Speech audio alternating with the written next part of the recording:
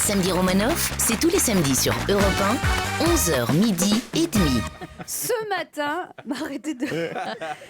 matin, amis auditeurs du samedi matin, j'ai une petite forme. Il s'est passé des trucs graves cette semaine. Alexandre Alamy et Jean Dujardin se séparent. C'est trop triste. Chouchou et Loulou, c'est fini et moi je suis toujours avec mon mari. Bon, mon mari est un petit peu moins beau que Jean Dujardin et moi je n'ai pas de mérite à être fidèle vu que je ne suis pas débordée par les propositions. En plus, moi avec mon mari, c'est pas Chouchou et Loulou mais plutôt Nounou et Moumou. Alors que quand on s'est connus, c'était Joujou et Foufou. Quelle semaine! On a dit que François Hollande s'était fait siffler le 11 novembre. En fait, François Hollande ne s'est pas vraiment fait siffler. Les gens ne criaient pas « Ouh », mais « Où on va? Où on va ?» François Hollande aurait répondu « Si seulement je le savais ».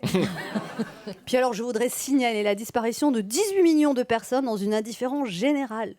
Les 18 millions d'électeurs de François Hollande. Où ils sont?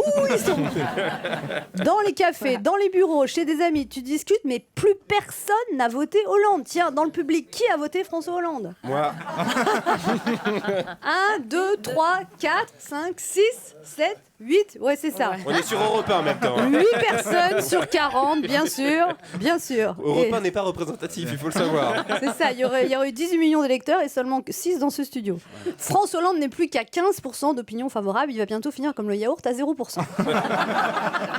Il en aurait bien besoin. Parce que... Oui, c'est vrai. Amis auditeurs du samedi matin, je voudrais vous rassurer, bientôt ça va aller mieux. Martine Aubry revient. Oui, Martine Aubry est revenue pour défendre la Redoute, ça y est, on sait enfin où elle s'habille.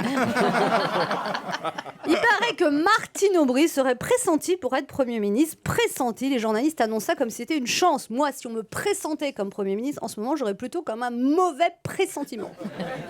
Premier ministre, en ce moment, c'est un cadeau empoisonné. Je crois que je préférerais encore sortir avec Jean Dujardin.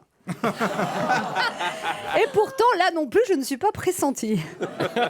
Non, mais ce pays n'est pas gouvernable. Personne n'est content. Les agriculteurs, les Bretons, les incites, les retraités, les parents d'élèves, les éleveurs de chevaux, les artisans, les retraités, les jeunes, les chômeurs. Et je ne vous parle pas des jeunes chômeurs, agriculteurs, bretons, parents d'élèves.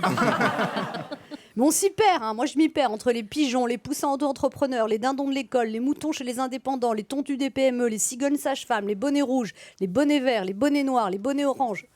Oui, il y a des bonnets oranges. Et devinez qui porte le chapeau et risque de prendre une veste? François Hollande, ça fait pas un pli. Avant les vacances, les lycéens étaient dans la rue. Après les vacances, les profs sont dans la rue. Résultat, les parents sont à la rue. Ah non, parce qu'avec la réforme... parce qu'avec la grève contre la réforme des rythmes scolaires, les femmes qui travaillent ont passé la semaine à essayer de caser leurs gosses. Les garçons aussi. Ah non, mais c'est toujours les femmes qui se coltinent ce genre de corvée. Entre ton mec qui dit « Ah non, mais je peux pas rentrer du bureau plus tôt, je travaille ». C'est Moumou, ça. C'est Moumou, Très ça. bonne imitation de Moumou. Et ton patron qui te dit « Ah bah non, je peux pas vous laisser partir plus tôt ». C'est Moumou aussi, ça. Moumou et patron.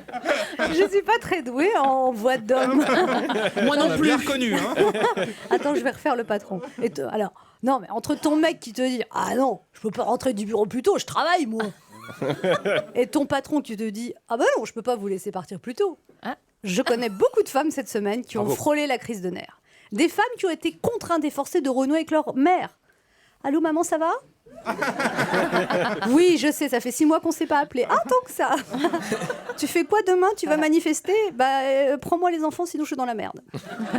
Alors cette semaine, pour m'extraire de ce climat délétère, j'ai tenté de regarder l'émission de Nabila, sobrement intitulée Allô Nabila. Nabila est jeune, belle, superficielle, mais pas si bête que ça, car il faut être très intelligente pour faire croire qu'on n'est pas maline. Après avoir regardé 10 minutes d'émission, je confirme, Nabila est bien jeune, belle et superficielle. Sinon, je ne veux pas passer plus d'une seconde à parler du journal Minute qui rappelle de sombres heures d'un autre temps. Cette semaine, les Français se sont dressés les uns contre les autres, comme si ce qui nous séparait était plus important que ce qui nous unissait.